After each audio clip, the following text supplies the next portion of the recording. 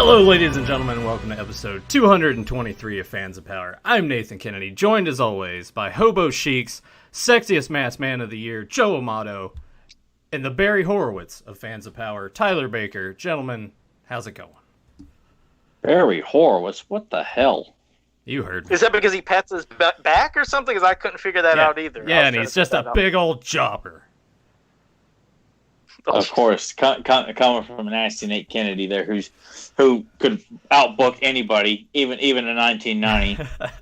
Well, of course, anybody could have booked, WCW 1990 a hell of a lot better than that. That's true. This is very, very true. Just picturing little Nathan sitting in front of the TV with a little notepad and construction paper, like, this is bullshit. Yep. I would book this and book that. Mom, come here, look at this. Yeah, dude, there were so many Nitros when they would end. After that, I'm like, that's it? That's the same shit as last week. I'm like, how can they keep the momentum going with this? And then, that's when WWF started kicking their ass. But, Joe, I'm sure that plaque's on its way from HoboChic.com for being the sexiest masked man of the year. 2019, by the way, we're not through 2020, even though it feels like we've already experienced an entire calendar year, and it's only been a couple months. Yeah, time's kind of been standing still, but going by super quick. I don't know if that even makes sense, but you know what I mean? It's like you don't feel like you're doing anything, but somehow it's like, bam, another month. Yeah. It's you know what? It's probably for the best. It's nice to know April is already over. Here is May, and next thing you know, Christmas time will be here, and then this whole year will be over. And 2020 will be officially remembered as the shittiest year in probably 20, 30 years. So at least since the three of us have been on this planet, can you picture another year that would come close to this level of dog shit? We'll see how it all turns out. We're not there yet. We will. We're not there yet. No, we will. All right, well, quickly, I'll just start off just saying for people that are here, I see Adam Gabbert, Fedmon, Jason Havlick, Papa Hud 69, Zen Brown, Zentron, Doug Turner. Thank you all for joining us. If I missed somebody, I apologize. But as for coming to any new news, nothing really. I mean, there was a quick little mention about the upcoming cartoon from Kevin Smith, just saying that the characters won't have any different redesigns. Like they should, of course, it's going to be a different art style, but he was trying to say that at least the designs of the characters should be what you remembered. So, I mean, crossing fingers, hope so, that it's nothing nuts with new armor, new looks, new ponytails or some insanity. We'll see how it goes. So this is from someone who has no connection to the show, is saying this from his perspective. There are no changes. So whatever. Well, what if it's a thing that we're not changing the look, but everything else, like their personalities, how they sound, what they say. Oh, that's what I'm saying. Like, I've heard this shit before about excited, or properties that we're excited about by them saying this kind of stuff to get people excited, and then when it's released, it's like, what, you assholes! You guys told us you weren't going to change anything, and they're not held accountable because they're no longer present, or they're doing all their bullshit interviews, and everyone says, "Oh, you did such a wonderful job on this reimagining of this wonderful property." Well, I had no really connection to it, but I felt it was my opinion. Did you see the DVDs behind me though, in the little 2-minute video that we shot to explain all this to you? Hey, look, man, I got the posters back there. I got some Brave Star figures. I clearly know what I'm talking about. Oh, obviously so, because the person interviewing doesn't know jack shit about this stuff anyway, so you can get over on them. Yeah. I will, whatever, but I'm sure there were He-Man fans that were posting the absolute shit, out of, these little Kevin Smith-like statements, like all over any kind of outlet where He-Man is talked about. And it just, because people just love to act like, I got the big scoop. He said they're not making any changes. It's going to be like Game of Thrones, man. Like, okay, I guess we get to give you the Pulitzer Prize. That was actually that was said in the verbiage that it's going to be like Game of Thrones? Look it up on Google. Hey. There's been like 2 articles released about it, and I maybe they're the same article, but yes, Game of Thrones is referenced. And like, just because you got Cersei in the show, you're going to sit there and play this cowboy bullshit and saying, we're going to make it like Game of Thrones. Like, whatever, man. Hey. So we're going to have He-Man and She-Ra fucking... Yeah, right. Well, I've never seen Game of Thrones. Still haven't seen the damn show. And then it could be like an origin story of like Mechanic was like climbing up and saw him fucking. So then like and Adam like pushed him out the window, and that's how his neck got messed up. They had to like RoboCop him. Yeah, I don't know. Yeah, I thought you were referencing that picture where they showed Mech and Neck like peeking at Tilo. That's been everywhere. But besides that, the other quick thing was a Snake Mountain update where they just said that I guess it's in their final, approval stages of it. So I mean, they still didn't give any date information of shipping, but it seems like it's coming along. So for those who ordered it, I know they're on pins and needles and hoping, and plus everything with the world going on, things have gotten delayed everywhere, and hopefully when it finally ships, it's in great condition, doesn't have any crazy issues with breaking or any other insanity. Hopefully, because that's a lot of money. So I'm hoping all those I got it. Fall 2025. Oh yeah, because it's irrelevant to mention a date, because we know when a date is mentioned, we're talking half a year to another year or so from that date. Just like they said that we're going to get the Toxic Crusader, Toxie, and Conan from the comics next month, or this month actually. Like, no, we're not. It's just say the day that you're shipping out, make an announcement then. It's just, I get it. There's a lot of things. Tyler, because if I'm not mistaken, didn't they say that the Thundercats Wave 3, the pre-order has been extended to, I think, May 15th, maybe? It was supposed to be May 1st, but now Wave 3 of the Thundercats and Wave 1 hasn't even come anywhere close. Yeah, Wave 1 of the figures we've already got have not shipped already. So, those of us who are waiting to get Jaga and Groon, oh my God, man. I mean, it's... I didn't even know that. When were those supposed to ship originally? Because I didn't order them, so I didn't know. Who the hell knows? Like, the initial date was mentioned like May or June, like summer 2020, early, like somewhere. That's what I remember saying, because I was looking for the timeline of like when we're going to finally get, Jaga and Groon. I'm like, oh my God, like if it's taking this long so they can add an extra like weapon or a slightly different head sculpt with Jackalman and Lion, I'm like, oh my God, we'll never get these characters that, I'm sorry, I don't know how many people jumped on last minute, but it's kind of weird though, is that I know that they had said they were not interested in revisiting characters like Fisto. If you missed out on it, too bad. They want to focus on new characters, but with Thundercats, they're starting back at the beginning. Like a lot of these people just don't mind starting back at the beginning and expect people to buy the same figures again. When do those pre-orders take place? When did you put your pre-orders for Wave 1? Because, like I said, Wave 1, that's what kind of bothered me. I think they were like last fall, because it wasn't too long after that. That's when they put the one out for the second wave, and then the third wave.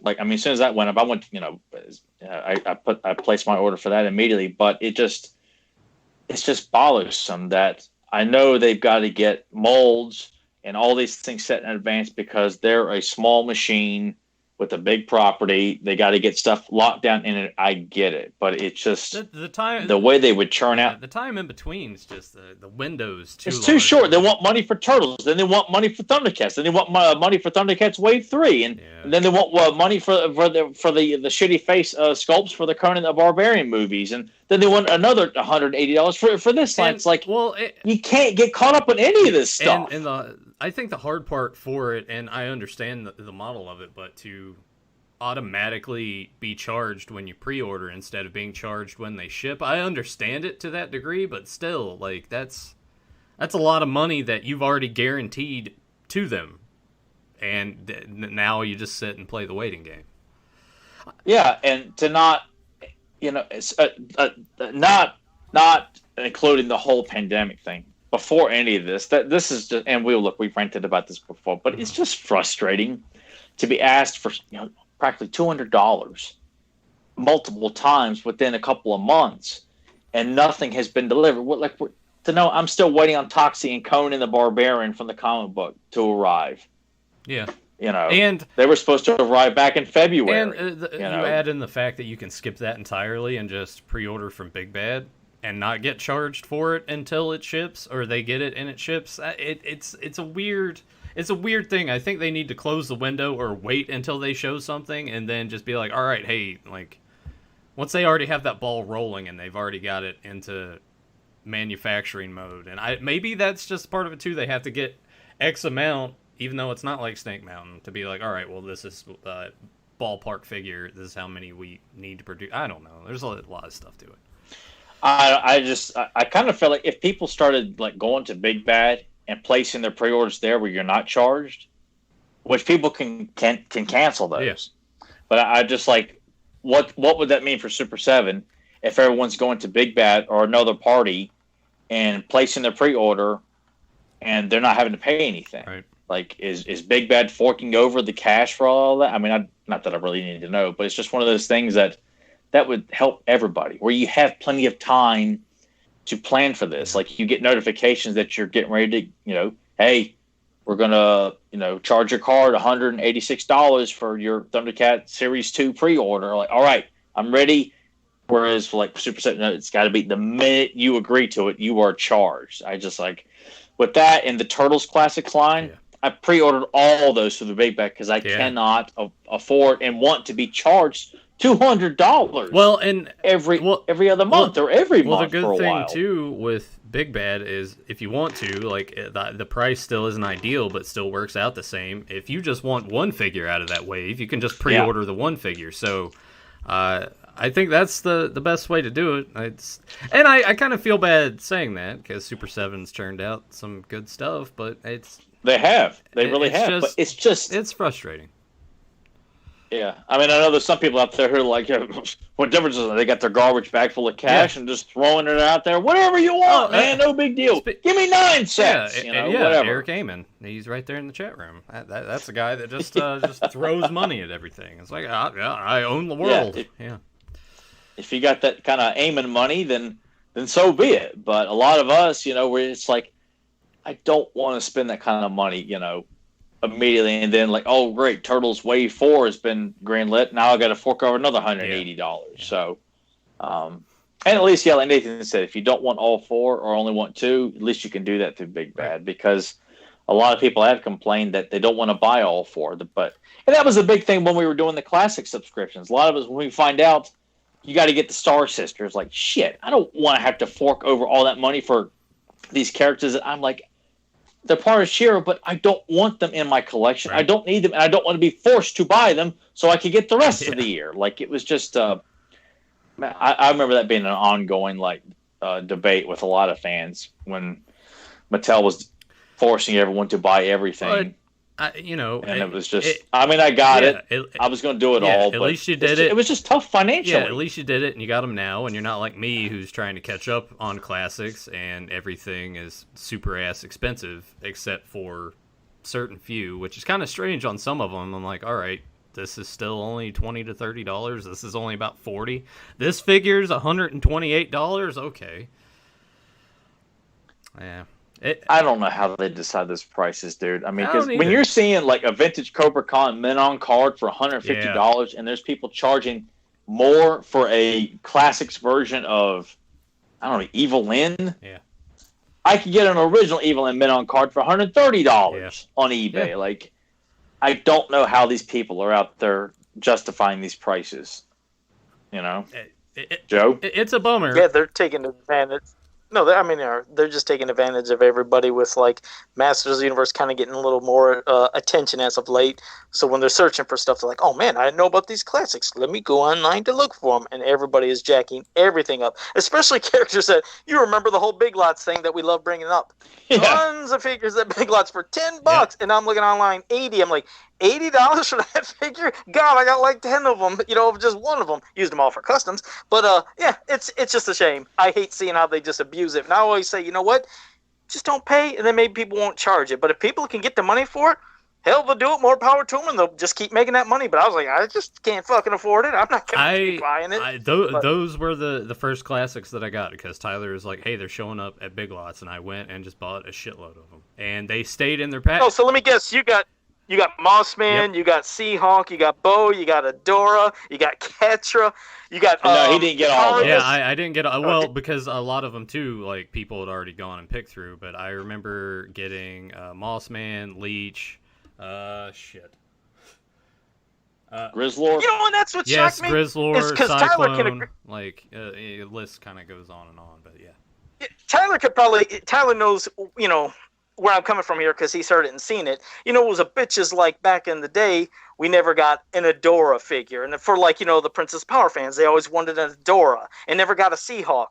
And damn it, we finally get Adora, we get Seahawk, And those are two of the most clearance figures that were over there when I would go to Big Lots. Just rows of them. And not exaggeration. Everybody else that went to Big Lots knows the same thing. It shocked me. I was like, how is it this such a demanded figure is now almost like just worthless? Of course, I don't know. Just that shit. Just a minute. Well, when you saw that, and you're led to believe that, look, people, we've got to meet this amount of subs, and the line's doing great. We're selling out of every figure, and then all these figures, beloved character, are being dumped into Big Lots that we've already got. And I was more than happy to buy a couple of extras and put them on display or give them to a friend or something like that. I think I even gave some of them as Christmas presents to a family I was helping out or something. But it's just kind of like, okay, what's going on here? Are you guys really in dire need to get this line going, or are you guys just bullshitting us the whole time? I know we're just a lot of questions. Consumers. There were a lot of questions after that. Yeah, and I know we're just seen as like the peon consumers, and we don't deserve to have the real answers as to what's going on. But if it's not the case, don't say it. I think rely on the property to sell itself, not to your scare tactics of saying it's going to be canceled. I mean, because I really was buying that all the way up to the last line, like in my mind thinking like, because the character list was getting more obscure and the fans who were buying it clearly didn't know who any of them were, which shows you there was a shitload of casual fans buying these figures, or just people who just want to buy toys and don't know who they are. When you can get them for $10 a pop and then go to the flea market and try to sell them for $40-$50, they gotta do their shit thing. There was somebody doing that around where my Big Lots was. It was called Video Replay. I think that's the name of the store. And they sold old video games, movies, everything else. But then they had figures. And I remember walking in there, and everything that was over at Big Lots, they were trying to sell for like $60, $70, a new sticker covering over the Big Lots when they're taking it over. So, shit. How about we get to something good instead of all that shitty stuff? We get to maybe issue 1 of the Shards of Darkness. Maybe we could do that. That's at least something good. Okay. Maybe we could do that, Joe. Maybe we could get around to doing something. Yeah, because damn it, I get upset when I start thinking about that crap with the classics. And it really was like you talk about you say why we focus on the old times. There hasn't been a whole lot of positive things other than getting great figures, like the stress and the constant unknown about the fate of the toy line that all of us were supporting or guaranteeing money that we didn't have in advance to keep this line going. It's just and then Joe telling us how we need to live our lives by eating top ramen bullshit. You remember that? Yeah, exactly. Thinking all this shit I was doing, honestly. Joe's acting like Tony Robbins, trying to tell it, look, be your true self and eat out of the dumpster so this line can continue today. I'm telling you, I've never seen a better, more successful life than I'm living right now. Because I'm cheap, and picture that. I'm cheap, so I'm trying to be even cheaper to save to get those figures. And then when I'm seeing them for $10, I'm like, that just had my blood boiling when I seen them at Big Lots. I mean, I bought them for customs anyways, like I told you, but still, man, that stuff pissed me off.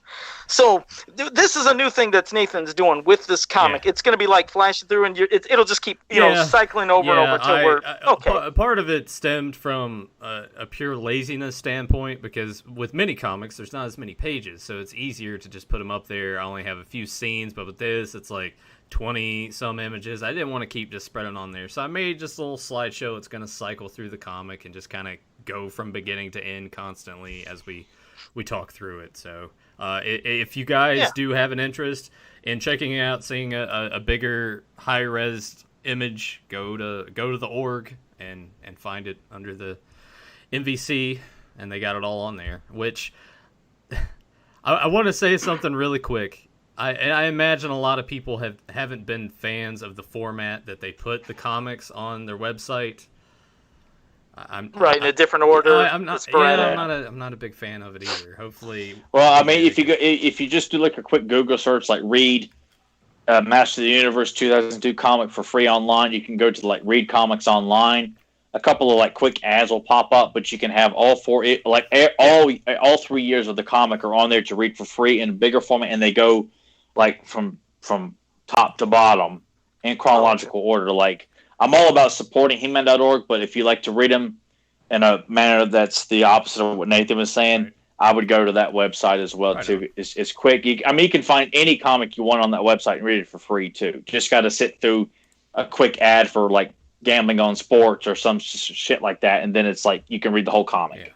And when I say ad, I mean like a picture that pops up, not a commercial you got to watch. I was just saying this, and just to kind of be funny, because I know that Val Staples has a tendency to pop in and listen to our episodes. So, Val, if you get a chance, maybe change up how the comics are on the site. Yeah, Val, give it the times here, man.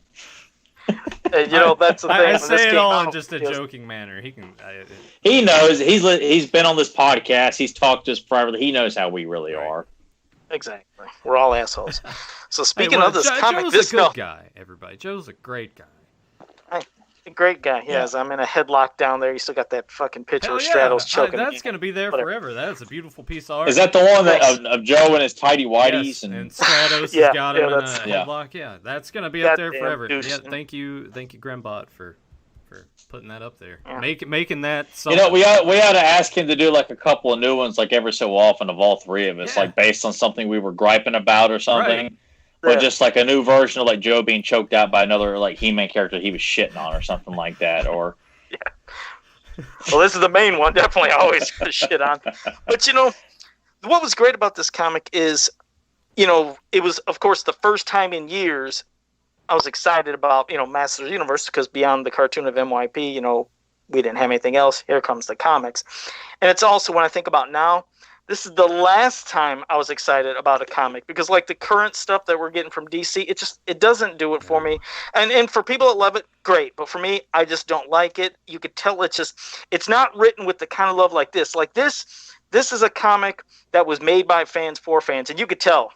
I mean, you can just tell by the reading, the tone, the atmosphere. They know Masters. They get it. The little hidden Easter eggs, like Tyler said so many times. You'd love looking, just trying to see, okay, what am I going to see? This, you're staring at every little piece, panel, picture, trying to, say, was that something from the past? Was that something different? And then when you see it, it gets you extra excited. But, a quick story before we get into this that I always remember is, I told you years ago, when I was a kid, the first time I got the Star Marvel comic was with my mom when we were in 7-Eleven, and she couldn't afford it, and a stranger, bought that issue for me, and it had her crying. And then I fast forward years later, and, I don't talk about many things, but my mom, she was basically almost bedridden, and she couldn't really get out to walk too much. If it was just in the house, maybe just from her bed to a certain part of the room. And she could be helped with, to get put in a wheelchair to go places, but she didn't really get to go nowhere. And I remember when this comic came out, it was a time where I didn't have a vehicle. And I called my mom, and there was somebody in the family who used to always come pick me up. And so she said they'll be there in about 10 minutes. And I heard the horn honking. And I came outside, and it was my mom that was in the car.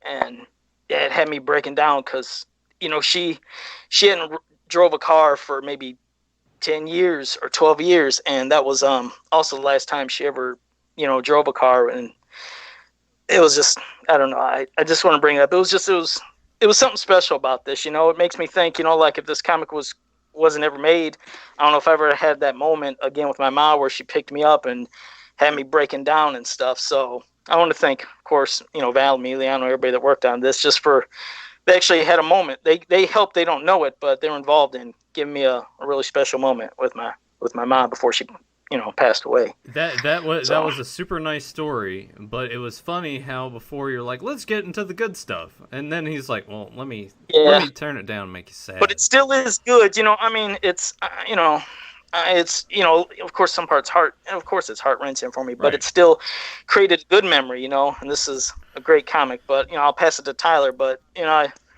was just something I wanted to share.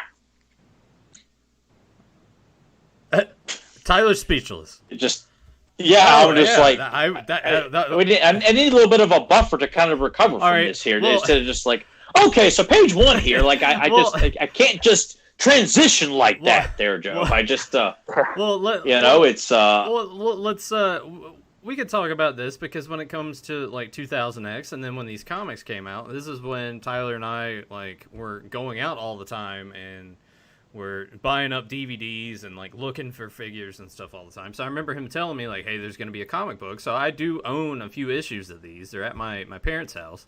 And I remember Tyler's there's going to be 82 variant covers. I'm pretty sure he bought them all. I did. Yeah. Me and my brother both. Every variant that came out for this from the beginning to the end.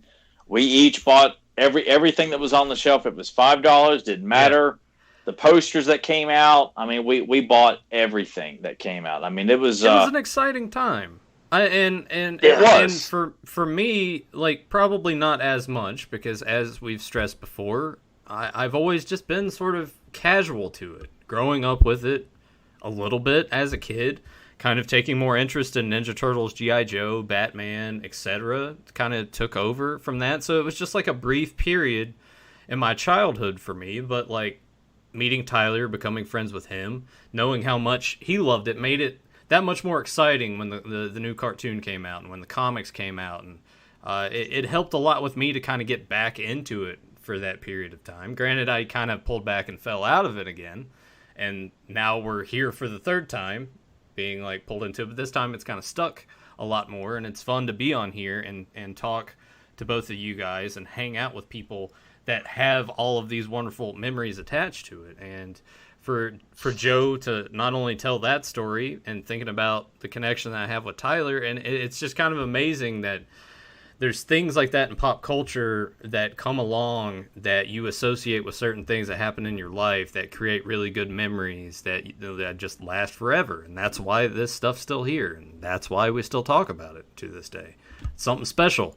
And, you know, maybe there'll be someone that's watching Steven Universe or Gravity Falls or whatever, and like 20, 30 years from now, they're doing something and talking about it, but I feel like it wouldn't have the same impact as this stuff does. I genuinely feel like, look, I know this podcast is known as just talking about the old stuff, that all we are is we're just stuck on the old stuff, shit on the new stuff, blah, blah, blah, blah, blah. You know, as we're getting older, like, I always observe what kids are into. Like, and I honestly feel like within the last 15, 20 years, it's all temporarily trendy, and that is it. I feel like Pokemon, as ridiculous as that was probably the last big property that has resonated with a generation of kids and has stuck with it and is now a nostalgic property. Right. I just feel like everything now is just it's here, it comes and goes, and it's move on to the next thing. Like, you know, we were fortunate enough to be part of, you know, me and Nathan, the mid to late 80s. Joe had the whole 80s and into the early 90s, where there was properties being made that lasted a while, had lasting impressions. And it was, even though, and we were lucky to have so many things to choose from, but I just feel like stuff today is not going to have the magnitude. I'm not going to compare it to Turtles or G.I. Joe, but I just feel like there's things that are just, they're not going to affect an entire generation for many, many, many years to come. Not to say that there people will be doing artwork on DeviantArt and things like that, but I just don't see this stuff having that kind of impact. And that's why, you know, He-Man means so much to us in general, is because it's never left us. We may have dabbled in other toy lines, but, you know, we're also big fans of Turtles and G.I. Joe. Well, Joe's not, but you know, maybe one day, he can get past that and he can start watching. It would be, you know, if we could get Joe over the whole "Hey Yo Joe" thing, where Joe's just holding on to his head. I just picture Joe's approach to anything he didn't like. He holds his head, you know, for everything. It's like, you know, like Rocky Dennis in Mask, where he's having, well, that's a bad example, but I just remember him holding his head when his head hurt. Damn. I'm picturing that's what Joe does when he doesn't like something, you know. It's I got you. Especially every day. Well, he can get to you. Well, quick thing to you, Nathan, and I mean, real quick, I didn't mean to cut you off, Nathan, but to you and because, like I said, you know, when Masters of the Universe was done, you know, back in the 80s, I was done collecting any of the comics. So this was my first time back to comics. So I was never, I didn't know about these variant things, and I'm sure all Marvel and everybody else was doing it too. So I was like, when I went in, I was like, oh my God, that's a different color. That's a different color. I was like, I didn't give a shit that was the same story. I was like, this is cool. It's He-Man stuff. And I was freaking. And then I was like, I think I have them all. And I couldn't remember if that was in the time of going to He-Man.org and seeing graham cracker covers. So I was like, what the fuck is that? I never could get, because I was so oblivious to how to order stuff online. Yeah, he was. And any of that, when I saw this graham cracker covers, like, Tyler is so computer illiterate. Oh, I still am. I know it's it's amazing that I've been able to turn the show into what it is. Because, like, Tyler's like, what's that? And Joe's like, I don't know what you're talking about. And then I start holding my head, and I'm like, oh, come on, guys. Get with it a little bit. I own it. I'm not going to pretend or dance around or have Nathan go back and edit it so I don't look like an asshole. Like, I own it. I don't know jack shit about computers or technology, and I'm not ashamed about it because that's why it's easier to ask Nathan because I don't care because that's his forte and that's something he knows clearly a lot more than I do, and I'm not gonna pretend that I do. He used to do that so much. You'd be like, "Hey, there's this song in this trailer. Can you just find the song? Can you just send me the song? Just email me the song." I'm like, "Oh yeah, all right, I got you." Yeah, I do that for years. Years I used to anything I like. Oh, that sounds so good. I want to listen to that. I want to work out to that. Nathan, give me that song. Nathan's like, all right.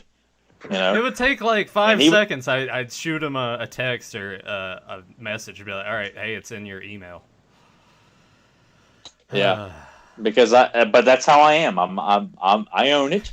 You know, much like how Nathan's not going to pretend to know quotes from a certain episode of He-Man, and Joe knows his limitations. I know mine, and I think all three of us are comfortable of saying, look, this is Joe's territory. Let Joe cover this. You know, let Nathan cover this. Let me cover this. Well, to be fair, there's not a lot that's like, hey, let Nathan cover this. It's like, no, you need to. Nathan, we don't have a show unless you're here. I know, but I'm just sorry. saying in terms of this is the Triforce of power here. Huh? See what I did there? You know, so yes, we all own a big piece of the Triforce. You know, I mean, I know there's like two in there. There's like one of wisdom, and what's the other one? I don't know. I don't know. I'm going by the cartoon. Yeah. I didn't care for the game. I always thought the cartoon was cool. But anyway. Joe, but yes, yeah. Joe, I thought your story was actually going to go in the other way of like you went into that exact same 7-Eleven and there was a kid that wanted to buy that comic, but his mom was like, we can't, and then you paid for. So yeah, that was just like a hard left. Special is that she wanted to. That's the thing. She wanted to be part of me getting the first. That's awesome. That's awesome. Like that's really cool. Like knowing that the magnitude of how much Joe loved He-Man got his mom out of bed and gave her enough strength to get him to purchase those. I mean, you can't get much more powerful than that. So I'm sure Val and Emiliana would, you know, if they hear this, I doubt Emiliana's ever listened to our podcast. But Val, we know he has, so I know like that's really gotta be music to his ears to hear that. I mean, that's yeah, you know, and it shows. That's why you never know, like you said, Tyler. You never know who you're going to reach with anything and what moments you can create with something. You know, that's what makes everything magic. Yeah. You just don't know when it's going to happen. No, and it's always been fun, and I almost feel like we could even do something too where we share stories, almost like a 1, 2, 3, and this is like for a later episode or something, where we share like 3 facts of how He-Man or about us and this property. 2 are true, 1's false, and we have to decipher between the 3 of us and listeners which one of them is bullshit. You know, like these 2 things really happen that involve our passion for He-Man, and the other one's completely like messed up. Just to clarify, because I know Joe will start to like try to rope me into it. That would just be with you 2, because I can't I don't really, because people are getting. Well, that's why Nathan would be the contestant along with the listeners, trying to figure out which one of the 3 that we're talking about really is, you know, like that's the fake one. Like Joe really didn't, push over a kid on the playground to get his Clamchamp figure. Picture that, Tyler, because some of the stories I've said are so fucking insane. Some people would probably be like, could that have happened? That's like what I was going to say. Like, exactly. Joe's already the boy who cried wolf, so they're going to be like, it sounds like horse shit, but it might be true. Her but the thing was that we would be allowed, Nathan could ask 3 questions about each fact or supposed fact, and then like Nathan would like turn to the listeners. He's like, "Hey, which one? All right, you guys, this is what I think. What do you guys think's the bullshit?" And I think we ought to try that sometime. That sounds good, and that sounds similar. And I can't think of the name of it for some reason off the top of my head, but that sounds actually similar to a game show that I want to say they revived not too long ago for a season or 2. That does sound familiar. What was? I stole it from Tell Him Steve Dave. If it's from a game show, I don't know, but well, maybe it is. But I listen to Tell Him Steve Dave religiously. Those guys got talent. The funniest shit. I love it when they do that on there. I'm like, that could work with us on He-Man. Like we could do that like over a series of Zen Brown episodes. Zen Brown said we can call it facts or fuckery. So. Could do that, because we know Joe loves to do both. Yeah. All right. Well, goddamn it, let's get into this. It's almost perfect time for Tyler. If you want to start with your first impression. Well, first I'll just say, you could tell again they know what they're doing when it comes to the characters' personalities. Like I said, when they're writing this, they understand He-Man, they understand Masters of the Universe, these characters, their designs, their looks, what they would say in certain scenarios. It was just, and it shows you don't need like non-stop action in every panel to make something good. And also within showing that maybe with every page not being a ton of action, but a well-told story that keeps your attention. Unlike a lot of the shit that we read, we're like, wait, what are they talking about? What happened here? And no part in this whole comic was I confused thinking, what was that supposed to mean? Or hear him say, okay, asshole, or go to hell. We're not getting that kind of vocabulary or vernacular. Did they say that in the current DC shit?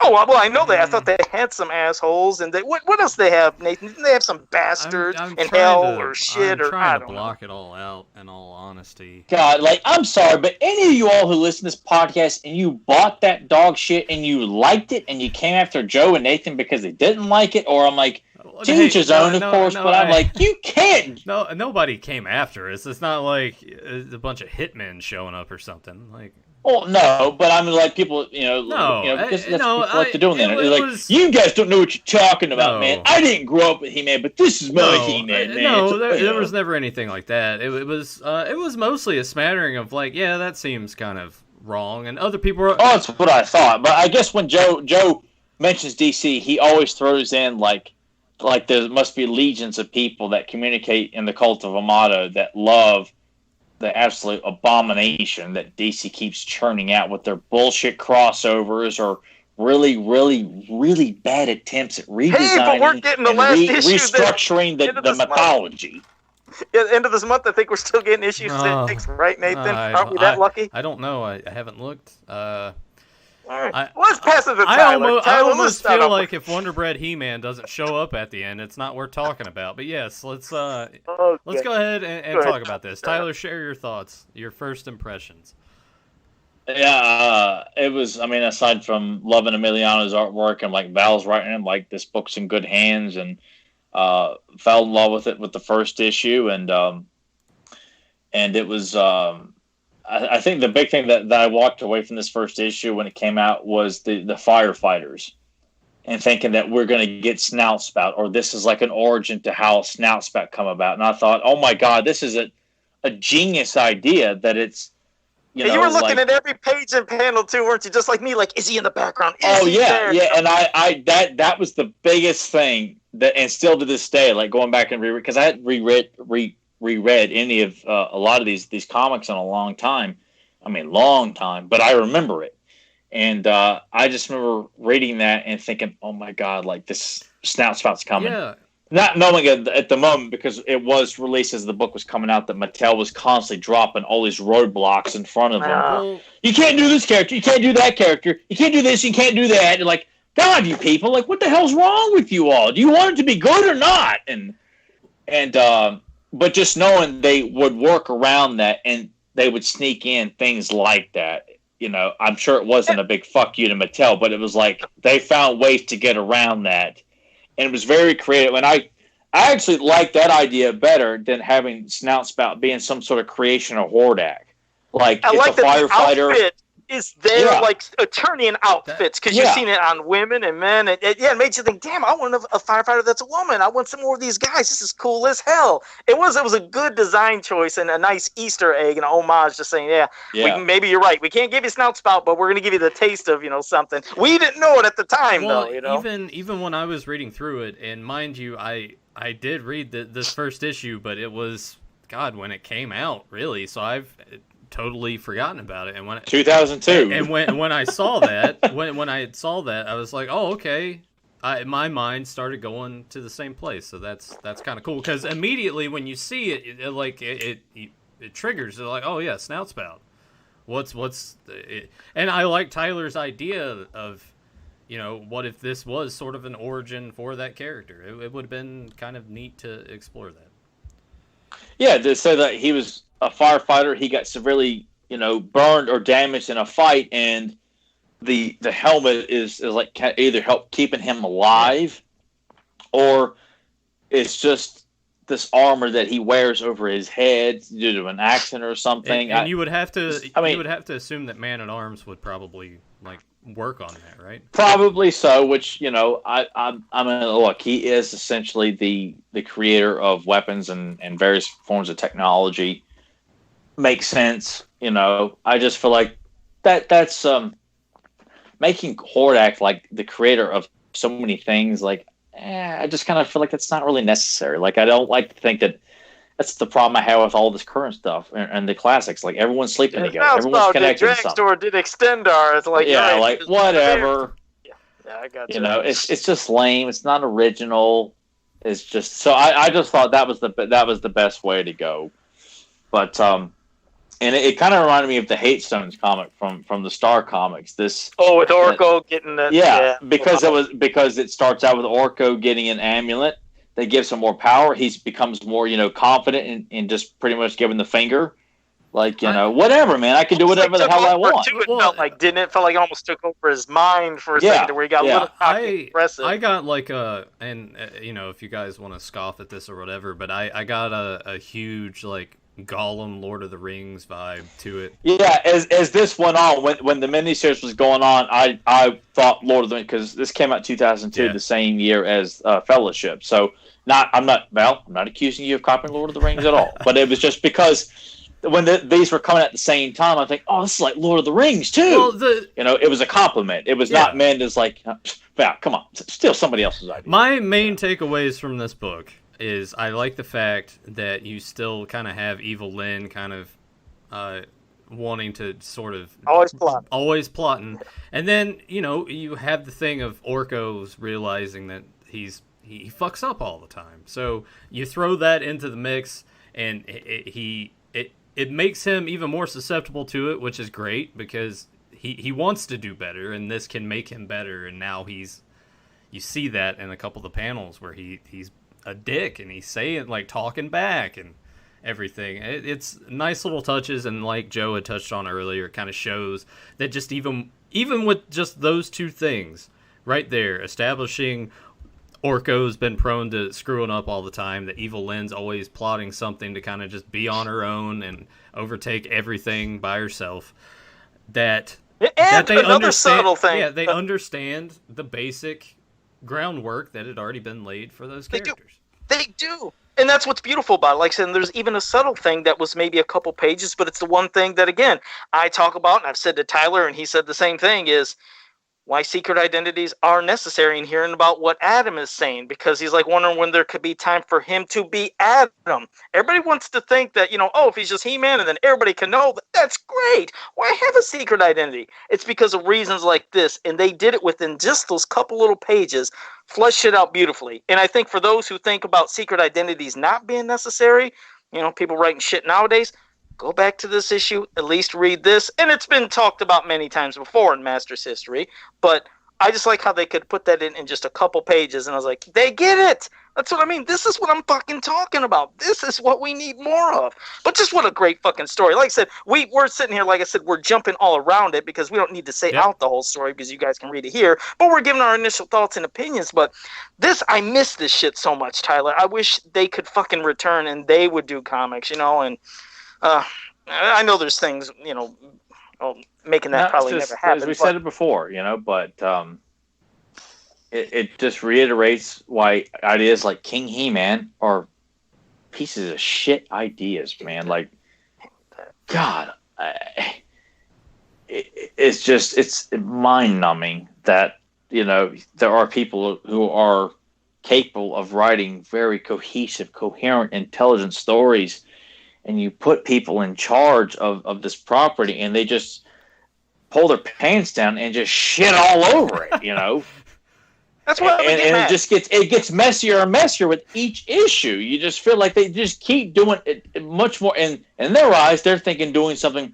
I'm putting a new spin on this, man. I'm spicing it up. Straight up, do butter. Do butters. Yeah, there you go. Yeah, just like Vince, you smeared shit all over the business.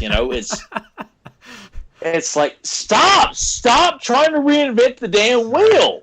So I get so put out with classics all the time, and that's why I would probably say I don't know what's more of a bigger crime because based on what Joe is saying of establishing the importance of Prince Adam and He-Man being separate, keeping that secret identity sacred.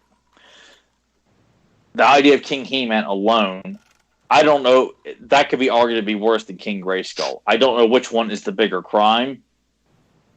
King He-Man does not interfere with the importance of He-Man in terms of like keeping the secret identity and not jumping in where everyone's just like, I don't know how to write around this. Like, wouldn't it be just easier if everyone knows because they're just lazy, don't have an intelligent, creative thought in their damn head?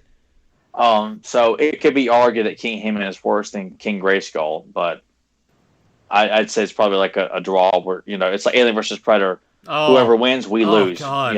And we lose no matter which way we go here with both of those ideas. How apropos was that tagline on that poster? It was so shitty.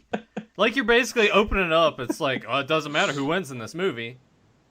Who loses? Yep, we lost. The audience, and we walk away with buckets full of money because we played you guys with our football predators and our alien queen farting out eggs and.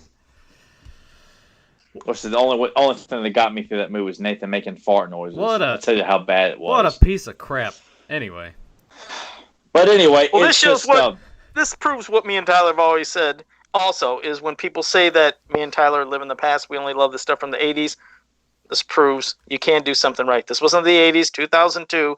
This was done beautifully. And if they could just continue that trend of people showing proper respect to source material and a property, and as Tyler said, not shitting on it, you can get good stuff like this all the time without trying to constantly put their spin on it to what they think fans would like. No, don't do what you think fans would like. They're doing what they think they'd like and hope others would like. This is the kind of stuff that they should go back to. Really good writing, good story. For all fans too, I'm sure we'll get to all these, but it was so disheartening. Like when they did the second story and it ends with the splash page of the Horde, and it was shut down immediately. Like there would be no anything regarding the Horde until until season 3 was greenlit. But who knows by that point? And then we didn't get it in the cartoons. Like no cartoon, no comics, no Horde, and either was like, God damn it! You just wanted it so badly. So let's push for that shit. Let's push for somehow for Val, Emiliano. You never know. Maybe anything could happen in Magic, and they could return together. But somebody that was involved on this, bring it back and let's give us a Horde. You know what? Follow up and make season 3 into a comic. Let's do that shit. You guys were doing this, which was fantastic. If we can't the notion that Mattel is so convinced that He-Man is like, wait, it has nothing to do with 2002. There's no way in hell. Someone couldn't pay them enough to let someone allow them to go and write a season 3 comic book series because they're especially if they know it's good, right? They're like, wait, that's too much of a good idea. No, we ain't gonna have that shit happen right there. No. Let's come up with some more of these other bullshit ideas and be like the current Marvel movies where everyone knows secret identities left and right. There's a joke in every panel. The villains aren't really villains anymore. They're just likable anti-heroes, like the lovable Loki and all this bullshit. God. Well, let's go from this into, how about we go into a snake face? But yes, Val, Emiliano, thank you for your hard work on this, and we'll come back to the rest of the issues, because I'm surprised it's taking us this long to get to this series of books, but... Yeah, I was just sitting there thinking, I was like, damn it, we have not touched these yet. We got to do this. We got to start doing these. They were fucking amazing. So, yeah, thanks again. Yeah, they definitely created a lot of great memories. Beyond from what's in the stories, what it created with people outside. And, so, we got good stories from Joe. Tyler and I didn't really have anything other than just, like, hanging around and making dick and fart jokes when we're sitting there, like... the only thing Well, I mean, it wasn't with this issue, but it was the first issue of the second run. That was in 2003. And I remember the cover that Emiliano did, they blacked out 3 characters on the character spread, which made you feel like, oh man, like who are they going to announce? And I think it kind of got to where it was going to be Webster or Too Bad and Stinkor, who we already had seen before, but I thought maybe it might be 3 other characters. And I remember me and my brother were just both debating, like, who was it going to be? Who's it going to be? And we pull into the comic book store parking lot, and Derek was convinced he was going to see it before me. And then Derek said, stop the car. Wait. Like, what? And he jumps out of the car laughing so he could go and see who was on the cover before I could. And he knew, and I'm the bigger fan, of course, so he did it to piss me off. And I remember just being like slightly disappointed. I'm like, oh man, it's nobody we haven't already. I was thinking we might see Scareglow or we might see Ninjor, and it was characters we'd already seen. But it was like I never could understand the gimmick of them blacking those 3 characters out when. I don't know. I should have asked Val that. Like, why were those 3 characters blacked out when we'd already seen them? You know? Are you talking about the cover that had like Zodak and the Sorceress and Mossman and all that? It had. It was the first issue of the second storyline. It had He-Man holding the Power Sword up. Yeah, Dark Reflections one. Fisto. Yeah. Fisto was on there, and they had blacked out 3 characters, and it was Stinkor, Webster, and Too Bad were the ones that were blacked out. So it led people thinking like. Who is on, and they weren't part of the story. They were just on there as like a, hey, look, here's everybody. Too Bad was in that story, but was just kind of just a random henchman in the scene. Didn't really do a whole lot. I don't remember the whole thing about them blacking it out to tease people. I'll never forget it because I was on there like, oh my God, who's it going to be? And then like, oh no, I think it's just people we've already seen, but it may not be. And that's why I was so excited. And when Derek jumped out of the car laughing, now I have to safely park the car and let him, and it was just, I'll never forget that like little trick. That's awesome. I could see all that happening too. Chunk just hopping out. Oh, I'm sure he'd remember it, and I just saw him today. He probably would like, oh yeah, I remember doing that to you. It was great, because that's what he liked to do. So, see, well, you got a story as well, so that is, it's cool. Like I said, that's what makes it all great. And now, talking about other things, we will get to Snakeface, which this is my favorite member of the Snake Man. I mean, I was just so into fucking shit like, Clash of the Titans and having Medusa and things turning to stone, and just to know that's his gimmick. And I know it seems so simplistic, you just push the thing and the snakes come out, the chest comes out like that, but I just fucking love the figure. I love the card back art. Poor, Clamp Chap, getting turned to stone, but that was just one cool last figure that I prayed would show up in, of course, the cartoon Filmation back in the day. Never happened. Mm-hmm. We got a lot of great stories with him, in, published form. But, so when he came out in MYB, I remember, I didn't think it was going to happen. I thought when the Snake Men were coming, we were just going to get Tongue Lasher, Rattler, and then, okay, maybe King Hiss will pop up. I couldn't even ever imagine that Squeeze, and especially Snakeface, I didn't think it would happen. And he showed up. And, of course, he's like, it's like he's overpowered. They always got to figure a way of, okay, this guy's too powerful. Let's try to get a way to get him out of the fucking story. Because basically, if he looked at everybody, he would just turn them all to stone. Nothing could stop him. But this is just my favorite character. I love his design. I love the goddamn staction. That's probably one of the most beautiful stactions. Man. Do you got that section too, Tyler? I mean, you have all the stactions. Yeah. I got all the sections except the last wave that came out because it was just, I don't know what the reason was. But yeah, Snakeface, I mean, I was beautiful. I probably top 3 of all the stactions. Of course, it's hard to find there wasn't a bad staction, but God, that was Jitsu was an amazing one. Big ass Tongue Lasher was another one. Tongue Lasher was Grizzlor and Mantena, Leech. Oh yeah. All the Real Blast with the chamber right arm and the eyepiece around his head. The stuff.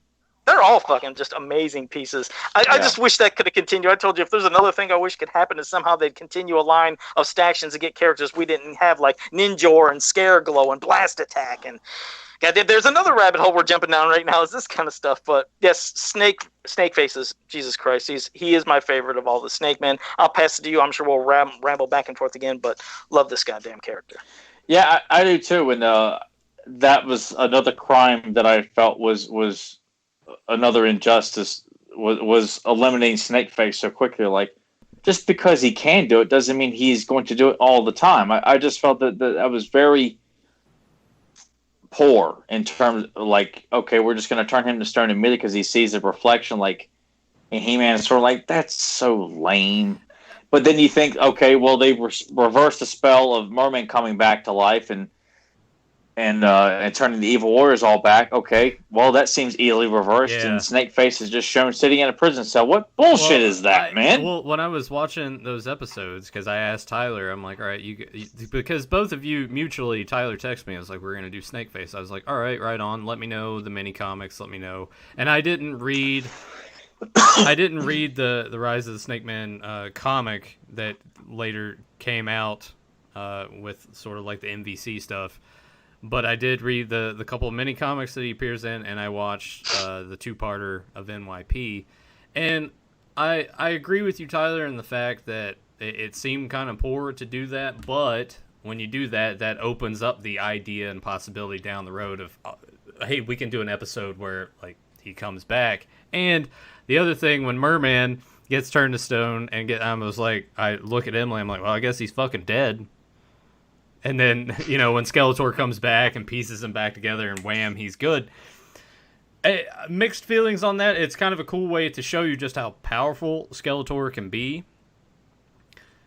And at the same time, I'm kind of struggling with it. I'm like, it shouldn't just be that simple, right? But I guess that it could be. With Snakeface, I think that it's cool that it is that good throwback to Medusa, and all of us here are fans of Clash of Titans. I think Tyler's probably the biggest out of all of us. Yeah, don't challenge me on that. But I like that idea, that throwback of course the way to defeat Snakeface is going to be to use his own reflection against him. But it did seem kind of swift. But I don't know. It's with that character, it's kind of hard to do, because I know Joe was saying that he doesn't have to do that all the time, but why wouldn't you? Like if that's your main ability and your strength, well, why not just do that all the time? It's not like you. Well, I mean, that's the same thing. Like, why Skeletor? Like, he clearly can't destroy He-Man because He-Man is pretty much the yin to his yang, whereas he probably could destroy Man-at-Arms easily. Well, why wouldn't he do that? Because, well, you don't just kill off characters like that. You don't have He-Man level Snake Mountain with his bare fists or picking it up because he can. That's not good storytelling. It's the same thing in Marvel and DC comics. Like, Batman doesn't kill, well, because of, like, yes, we heard the whole cliche bullshit you see in every little documentary about Batman. He doesn't kill because he's the one to go down Batman. Blah, blah, blah, we get it. But you start eliminating, good storytelling if you just kind of go down that route. Yeah, I'm totally in agreement with you. I think it's with anything. If you start to really break everything down that we consume, like Masters, G.I. Joe, whatever, if you really just look at it from a realistic standpoint, then yeah, like shit would be over immediately. The point is to establish all these characters, build your universe, and weave in the stories in between to make things that fleshen characters out or whatever. And that, I think a lot of people have a tendency, especially those that like to pick apart things, of, well, why not this and why not this? It's like, well, I mean, like, just, it's like with, and we go back to this all the time, it's like pro wrestling. It's like, yes, I know it's fake. You don't have to be an asshole about it and tell me I know this, right? It's the fact of what they're doing to build up to this match or whatever that it invests you. And then what happens in the ring is like a whole other thing, but that's just the basic part to all of that. And I am going to throw out those questions or say things like that sometimes, because I want to bring that out of you guys to talk more about, well, this is what I would do, or they should have done this differently. And with Tyler saying that it was too quick that happened, what would you change? What would you alter to make it? Would you just make it a thing that it's like he starts to see it and starts to turn, like looks away and like just gets away and he's all good from there? No, I wouldn't. In fact, I wouldn't even like use his own reflection to turn it against him. Like, no. I feel like that's. I mean, we didn't see Perseus do that in Clash of the Titans. He just drew Medusa to him so he could, cut her head off.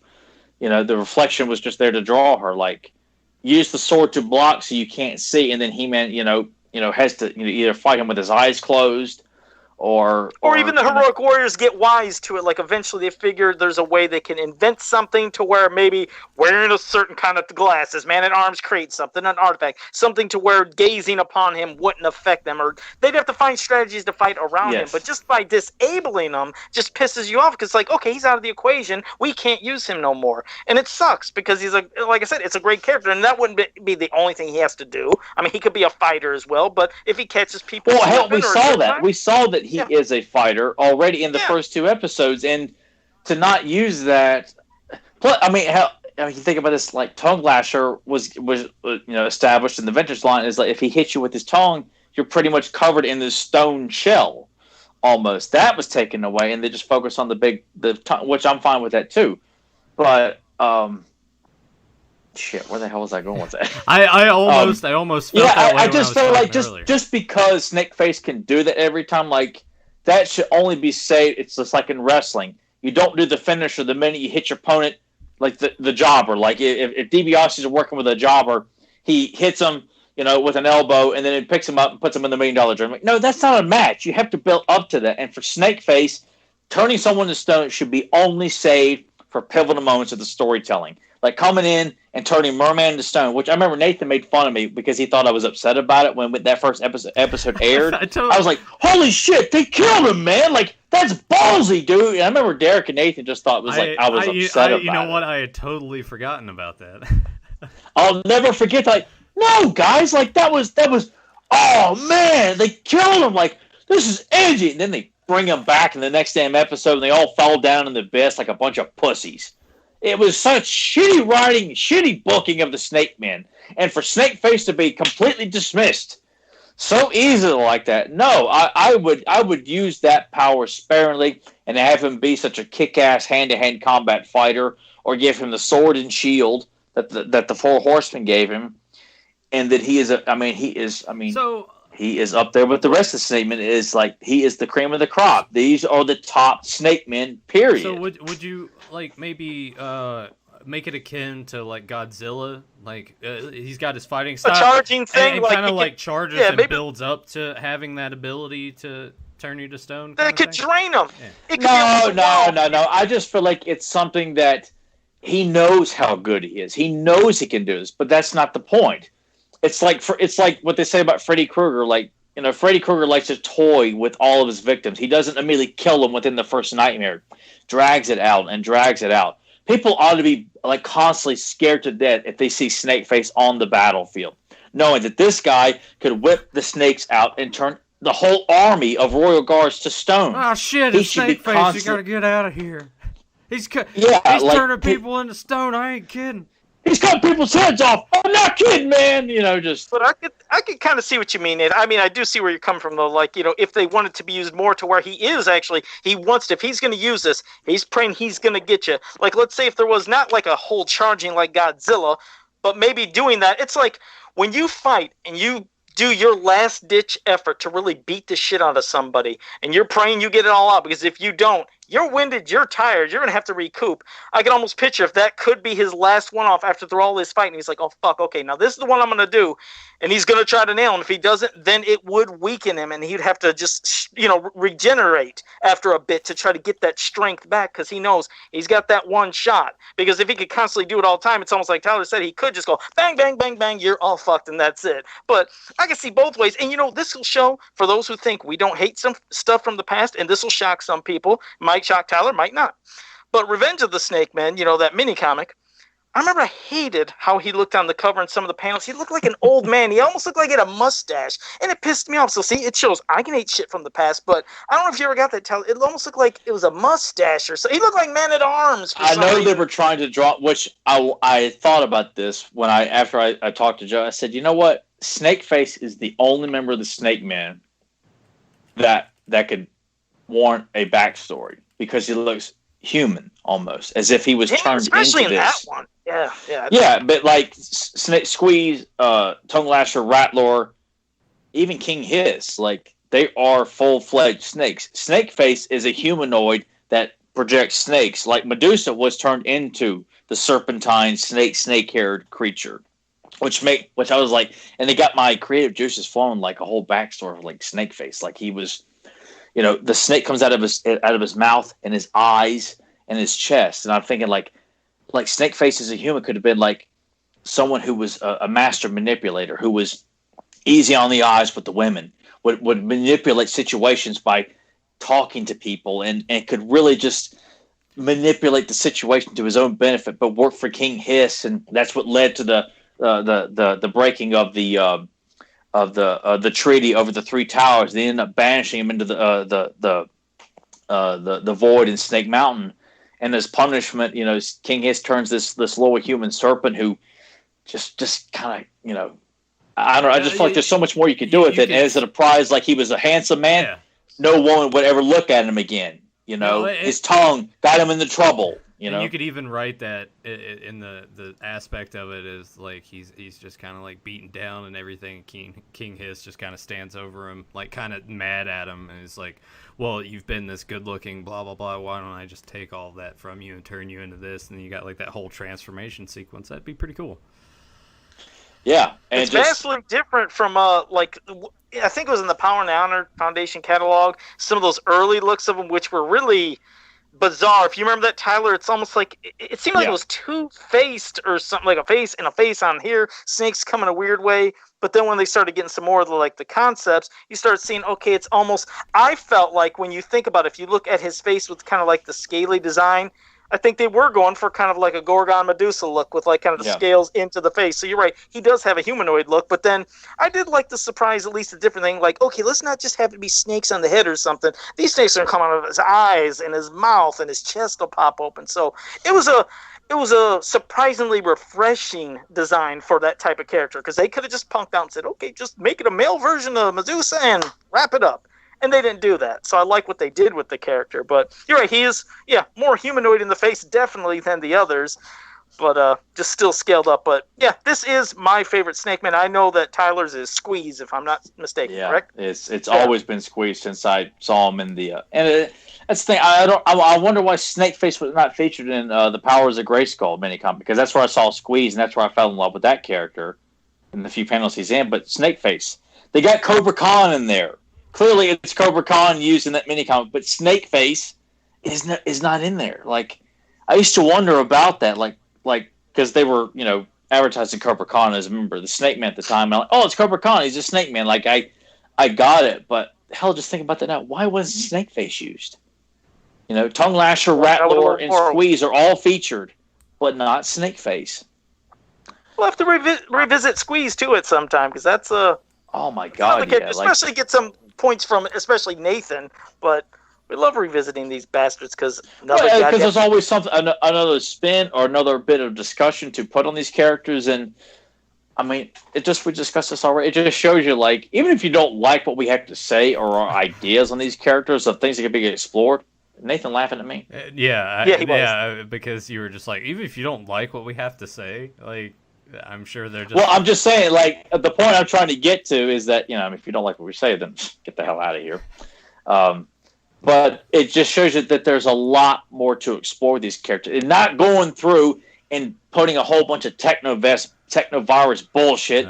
It's like, you know what? There's potential here. There's some things that don't ruin the character, because I don't like that. I like mystery too. That's why I feel like Snakeface is the only member of the Snake Man who warrants some sort of backstory, but he needs to be shown that he's an asshole in his human form, that he was a prick. He would manipulate women and manipulate situations. He would just talk and talk and talk and use his looks and the way he could talk to people to his advantage, and that's his punishment for pissing off King Hiss.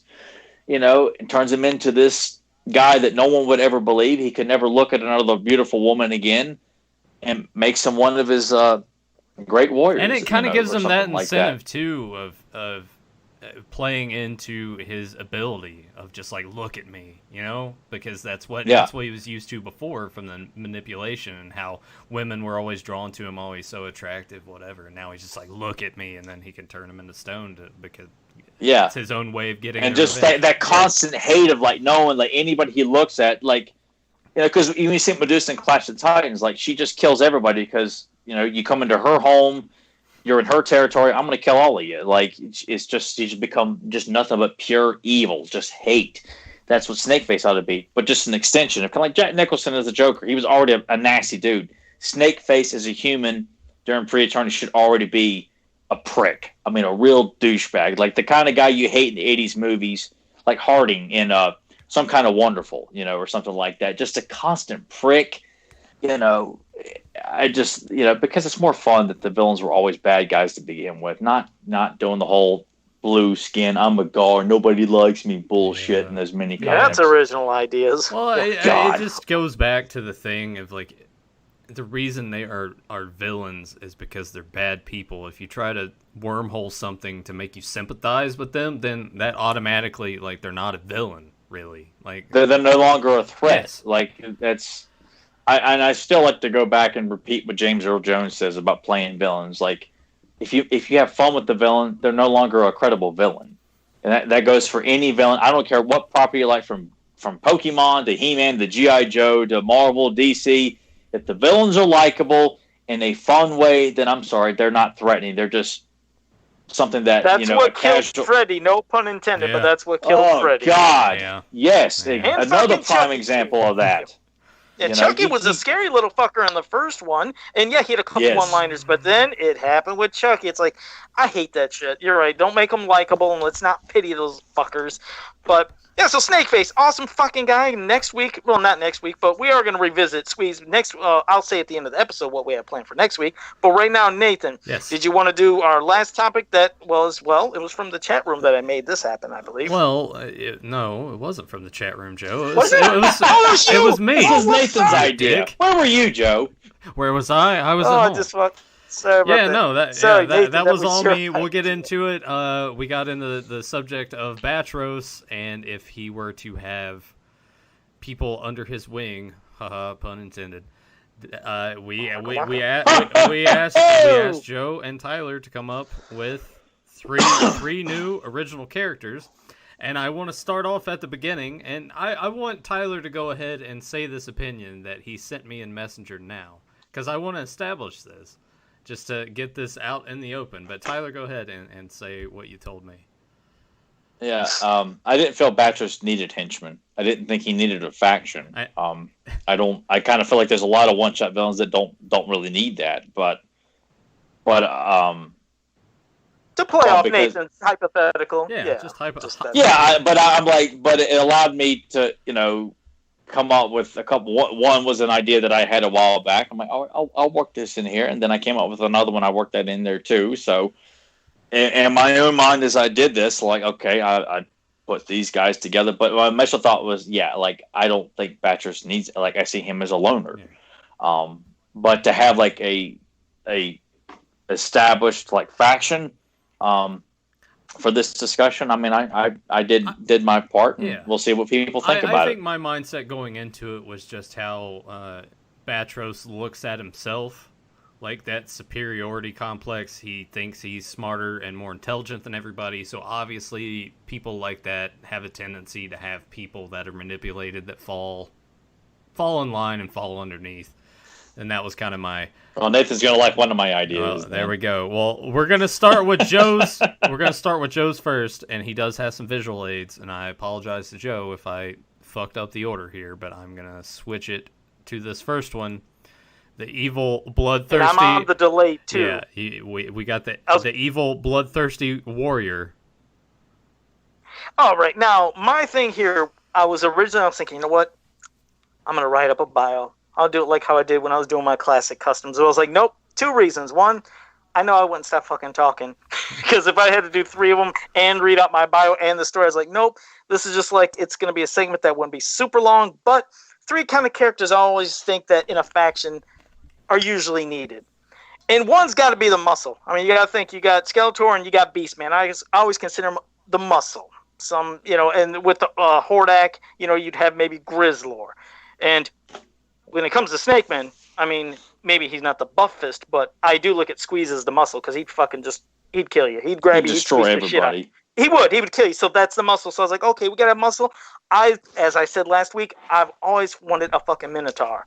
So I did the little name game play where I have Minowar. So, and he's an evil, bloodthirsty warrior, but this is a big fucking bastard. This is somebody that you already have Batros. That's, he's the magic user. Here's the muscle, but I could just see him beyond just beating the hell out of people with his raw strength. If he's to have a weapon, I know a lot of Minotaurs are always drawn with some kind of battle axe, but I'm picturing a battle axe with also at the other end some big ass fucking hammer. And then whether using it as one weapon or he could split it in half and have two, he's somebody you wouldn't want to fuck with. So in my mind, I was like, I gotta have the muscle. I see this big son of a bitch. So yeah, Minowar would be the muscle for Batros's faction. Oh, there we go. And then I'll wait till you get to the next one. All right. Yeah, because I was like, I had big things I was writing. I was like, no, I get too long-winded. I mean, we all get too long-winded on this goddamn show, but I was like, I know me. Speak for yourself, Joe. Well, it's like, what? Next up, right. we have the evil mastermind of creating weapons. And this is Gadget spelled differently. But I don't see him as a big bastard. I see him, he's kind of smaller, ganglier looking, but he's somebody that not only can create any, because you always need, again, you need a weapons master. You need somebody that can not only make weapons, but use weapons for a team. And this guy, beyond making stuff from scratch, that would be great, would almost get, if he could even find junk, he could turn any pile of shit into something great.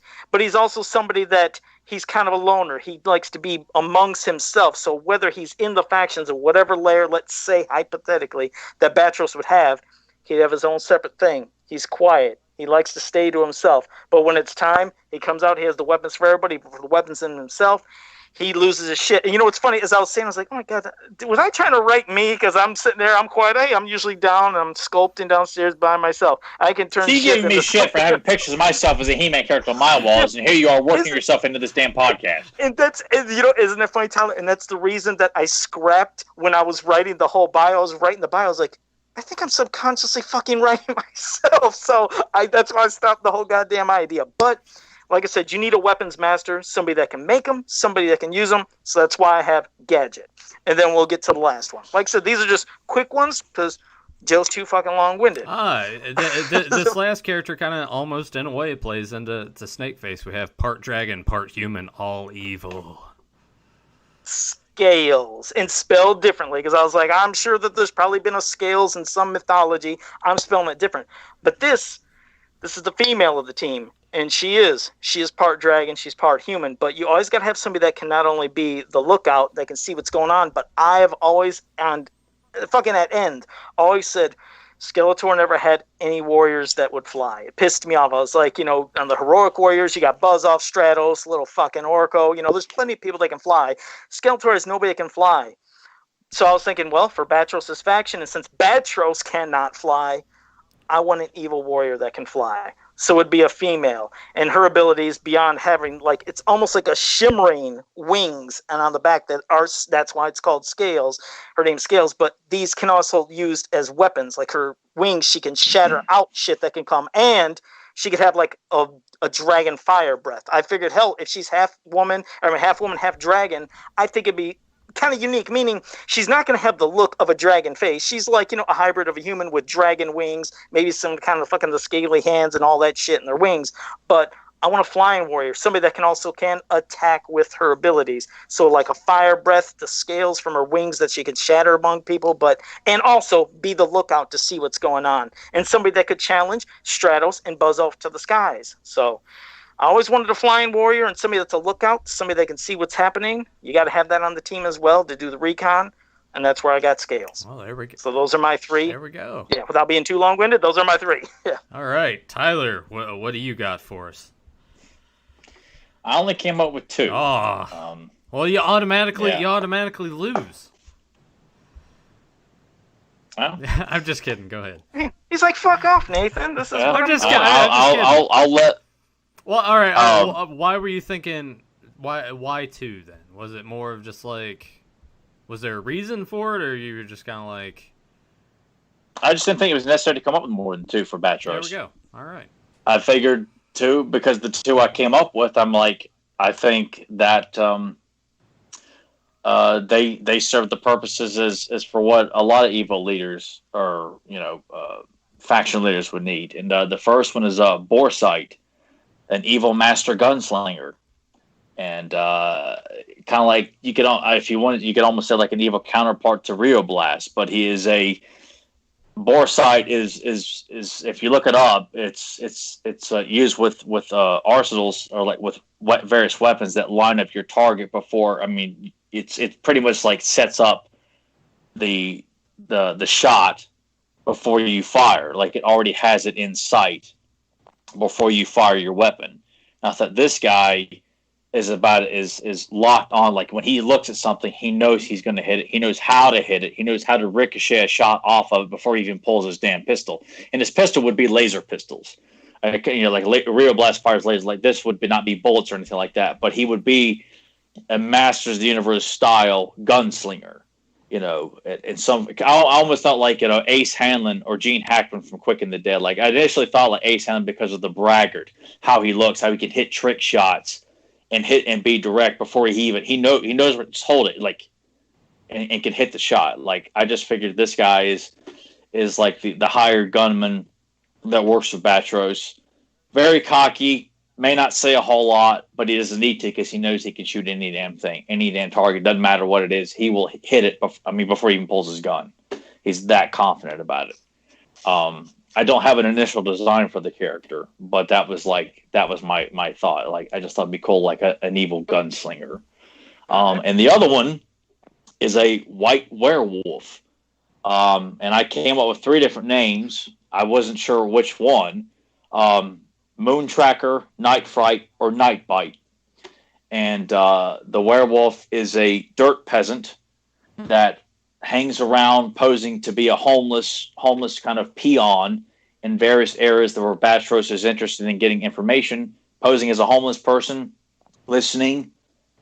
People are disregarding this guy. He, smells whatever, reports back to Batros, and as reward, because he's such a small, disregarded character, gives him this amulet that's powered by the 2 moons of eternity, the dark and bright moon of eternity, and turns him into this white werewolf that is loyal to Batros. You know what's funny about that?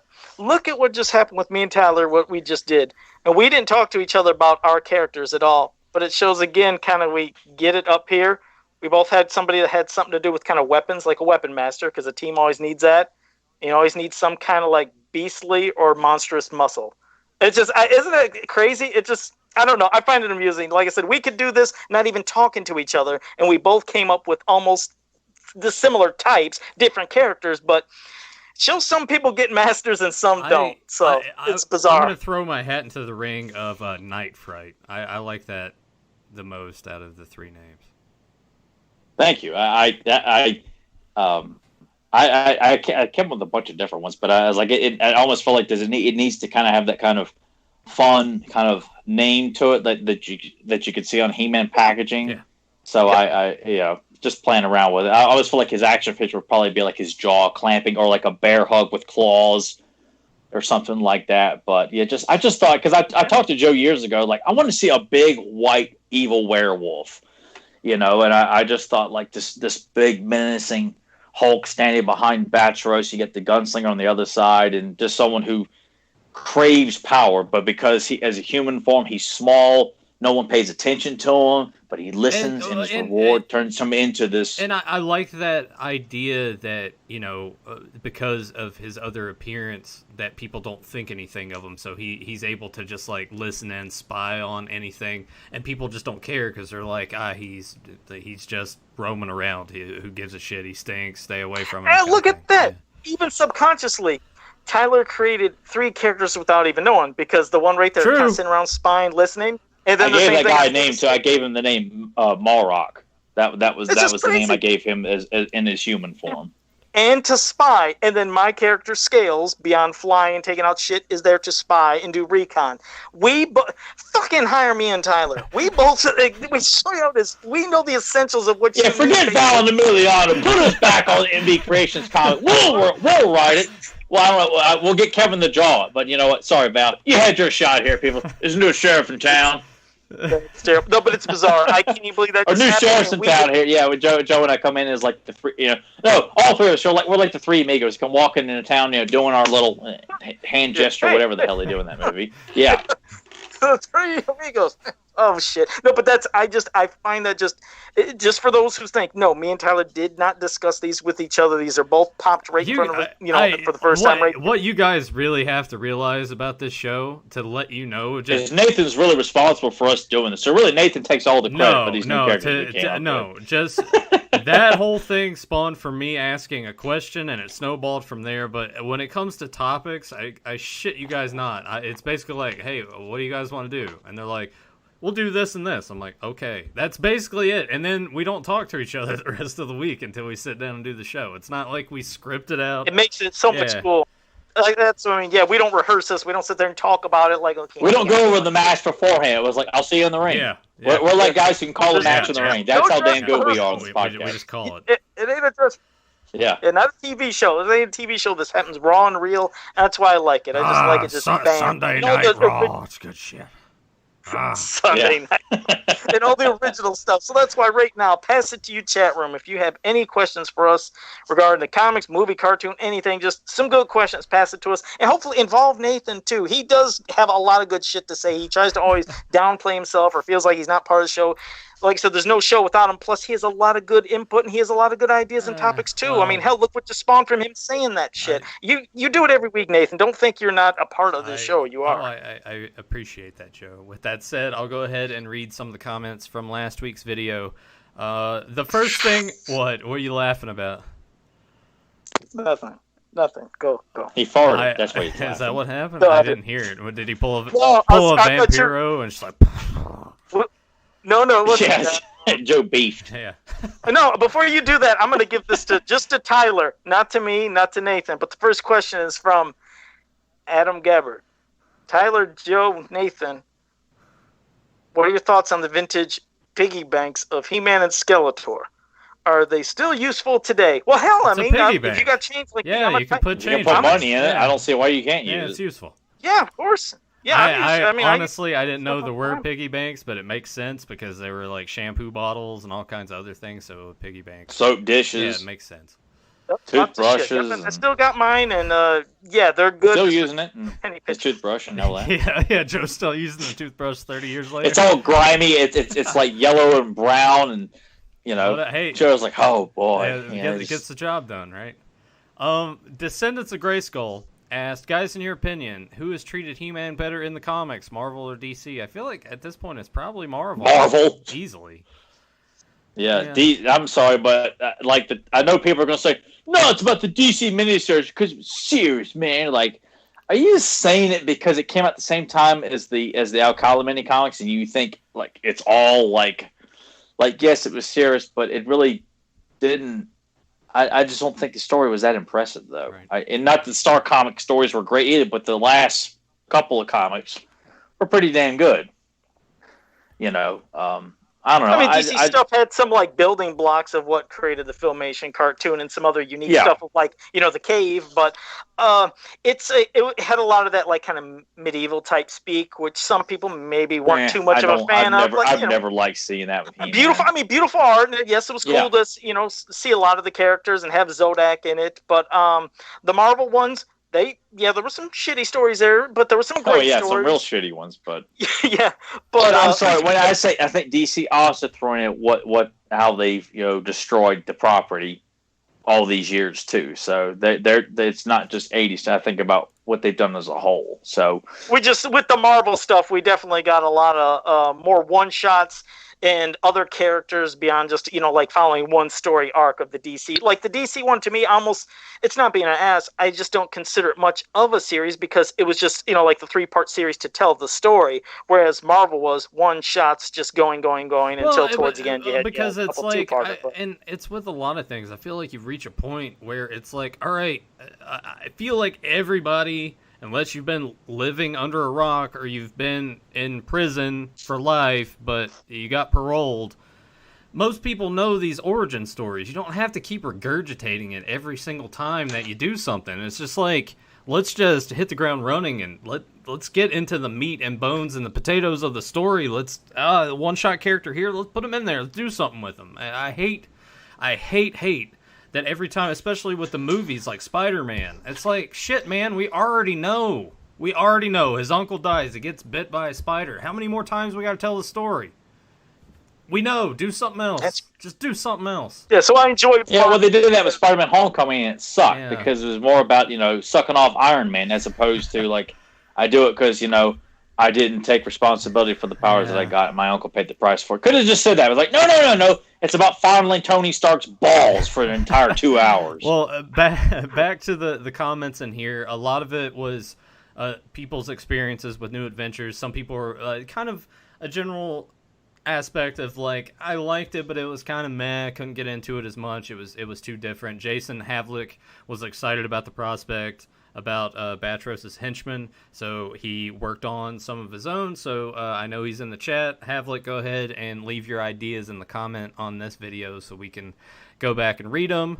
Nerd Cave says, great podcast as always, gents. Thanks for the entertainment. Thank you for checking it out.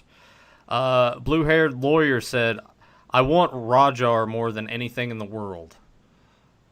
Good. Yeah. He's got a good head on his shoulders because that's a wonderful idea. Like, especially if you love the Sinbad films, like the Kali statue coming to life and fighting Sinbad. Like, that's what I thought of Rajar, and I'm like, oh man, it would have been one fantastic figure. Yeah. Oh man, drawing by hand.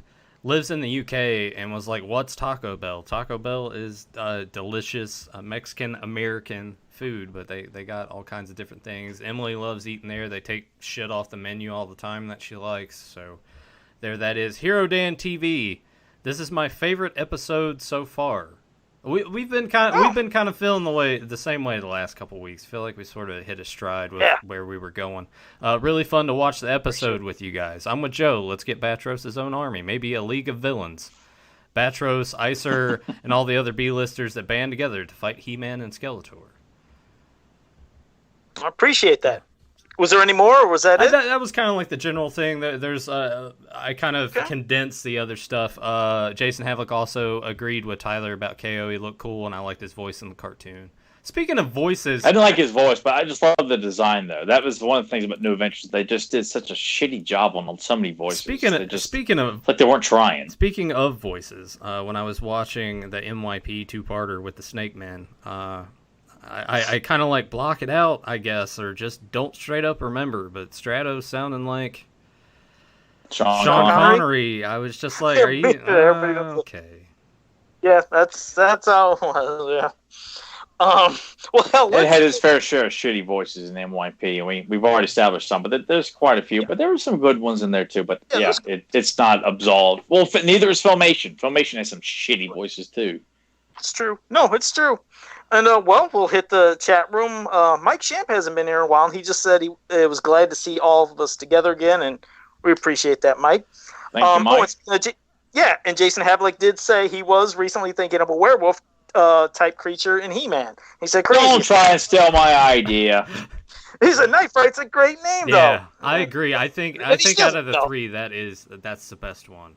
I think that fits the best. Cool. That is a good name. That is a good name. Thank you, guys, all of you. Oh, yeah, no problem. Most definitely. I mean, when you got good shit, you got to acknowledge that, definitely. Fedmon said, Masters of the Universe UK issue number 7, Droid of Destruction, proves the need for the Atom's secret identity. Well, Fedmon, because you do know a lot of shit, you've popped stuff in the chat room. I mean, we might have to look that up and talk about that in a future episode, especially if you are saying that, because I like anything when they talk about the need for an identity. So thank you. Pop Hud said, nice sentiment for Nathan Joe. Yeah, I try. I mean, he's a dick most of the time, but I'm good to Nathan. He's all right. Well, we're all dicks on this podcast. We're all dicks to each other. You have to.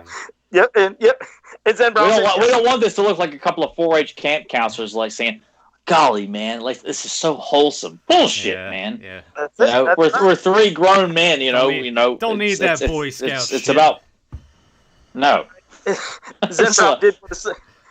Zen Brown did say, yes, Nathan is one of us. And Jose had a question, said, do all of you guys have Instagram accounts dedicated to Masters of the Universe? Nope. If so, names, please. Thank you. Tyler doesn't have one. Joe has one that's dedicated mostly to his custom work. I have one, and I just post pictures of like my figures and stuff that I buy. If you guys want to follow me on the Instagram, just plain oatmeal, one word.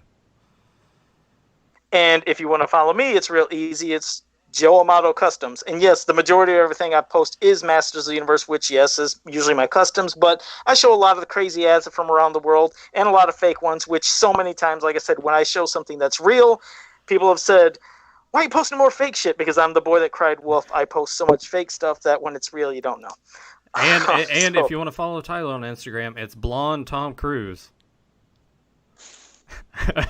He's full of shit. And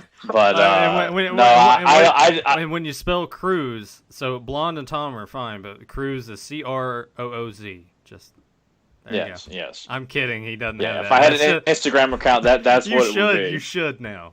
Bring it back, man. God, I don't take pictures. I'm not someone who likes to take pictures.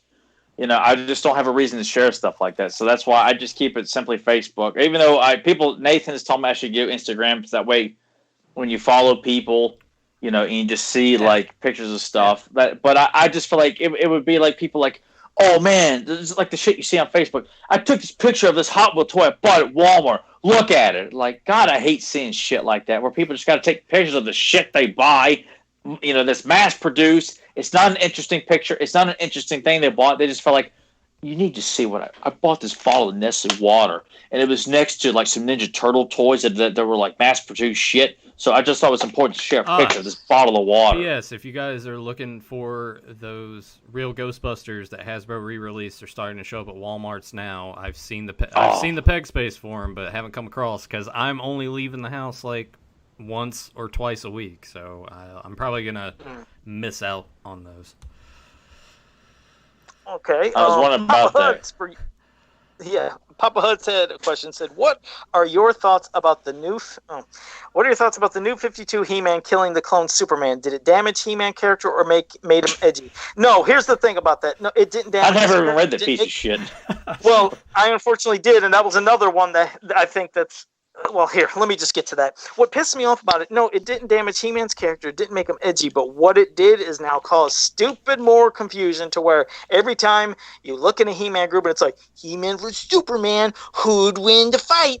And then everybody says, well, He-Man's already killed Superman. And they're like, see? And they show that picture, and then everybody says it was a clone. Well, I didn't know that. So I just hate it because it just creates confusion. It was shit. I didn't enjoy it, but it didn't do nothing for his character, good or bad, Papa Huds. It just created confusing memes that are in all the He-Man community. But thank you for that. It wasn't me being mad at you, Papa. It's just I get angry at that goddamn comic. So going back to our point that so yeah, if anybody has anything to ask about the current DC stuff, don't take any of it personal. We're not going to give you something that supports it if you do like it. So just, be prepared that we're always going to be hostile about the property, not the person who asked the question. So. And God damn it, this was the one time. Oh, this would have been the perfect time I have it, but I don't have it by me. But Patricio said, "Great show, Heroic Warriors. Hey, today is Master Rudy Obrero's birthday." Well, thank you. Happy birthday, Rudy. But God damn it, I had that big thing he sent me of that big piece of He-Man slam dunking on Skeletor that he drew. And, that would have been a perfect time to show it. I know it was his birthday, but yeah. That's your true fan, Joe. That's kind of surprising that Joe doesn't have something random sitting beside him that he can just pull up magically during the podcast. Well, dick to that body bag you got sitting behind you. Right, exactly. Son of a bitch. Let me see. Did Curtis Ackerman have a question? This came up at the end of the. No, yeah, I know. I was getting ready to read it, but you're reading it. So go for it, Joe. Okay. Curtis Ackerman said, "This came up at the end of the last episode in chat, but what are your thoughts on the effect Adora's kidnapping had on how Man-at-Arms' relationship with Teela and Adam?" Well, I mean, you're right. I mean, Jesus, I guess how we were talking about he's not only is he maybe wanting to protect Teela because he's a father and trying to train her right of being captain of the guard, but if you wanted to add in the aspect of, Jesus Christ, one got away, I couldn't save them all. It's not like it was his fault, but, it's something that could have been in Man-at-Arms' head the whole time of, I lost one of the twins of power. I mean, I lost a baby, couldn't protect.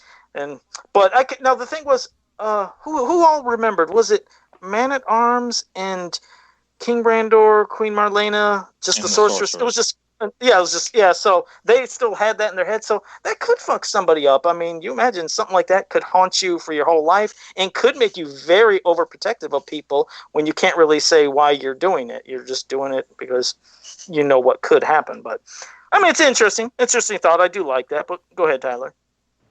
I didn't quite understand the question though. Like it's Nathan, if you could reread it, because I talk at 100 miles an hour and I might have talked way. Well, and while I'm reading this, Joe, show off your shirt. They want to know what's on your shirt this week. Tyler, what's on your tank top this week? Oh, I got RoboCop. Oh, okay. You gotta have RoboCop. All right, yeah. What's on the tank top, Tyler? Anything playing this week?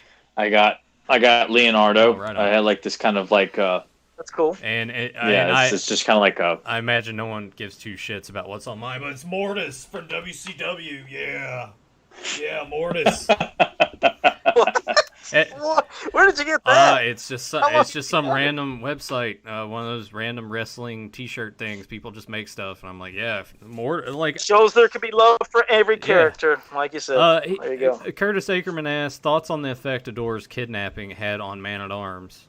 Relationship with Tila and Adam, like how her kidnapping affected Man at Arms, essentially.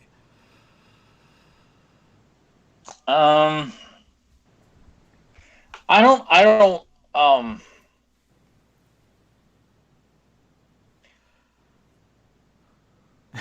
really don't know if it would have had much of an effect though, because it's because like Joe said, it wasn't his fault.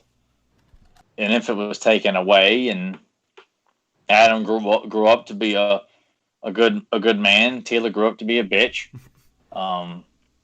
So yeah, I don't think it would have, like, because Adora was taken by Hordak and Skeletor. Like I don't know if that would have, I think his relationship with Tila was more about respecting the mystery of who her mother is and keeping her alive and safe to take on the arguably the most important responsibility on the planet next to, being He-Man, and just helping Adam grow up, to eventually become, wise and respectable about being in and understand the importance of being He-Man and maintaining that secret identity.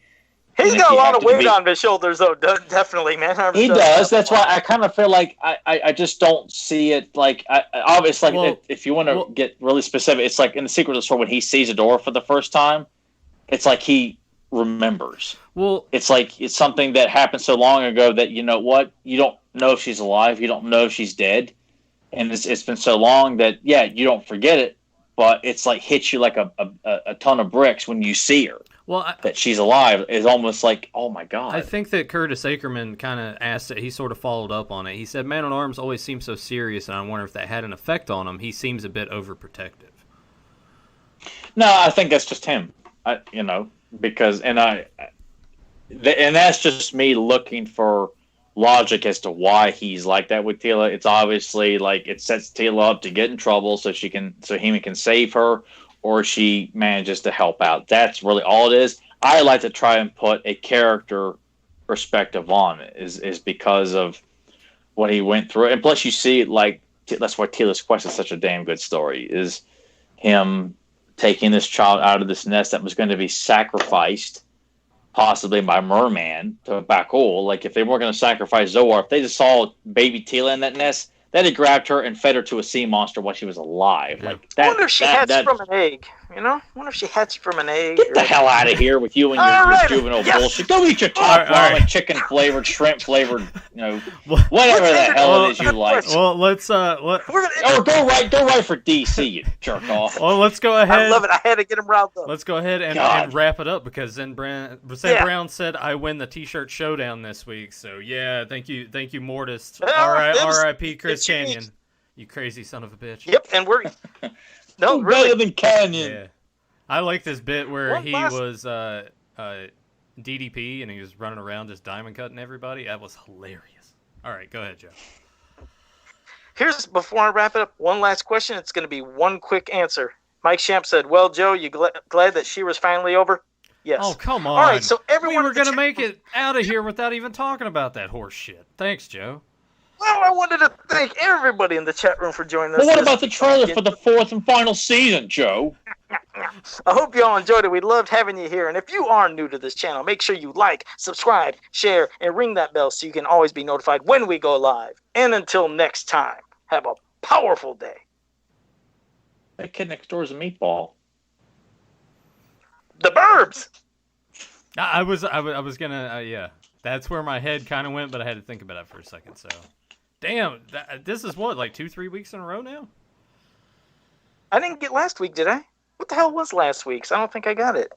What the fuck was last week? It was Aliens. I think it was Aliens. Yes, I got it. Yeah, and I said I seen Alien one time, so I wouldn't have known. So there you go. Yeah, see? What? I didn't hear that. Oh, yeah. Remember when we were doing Beyond Retro? I'm like, let's do Aliens. Joe's like, I don't know what you're talking about.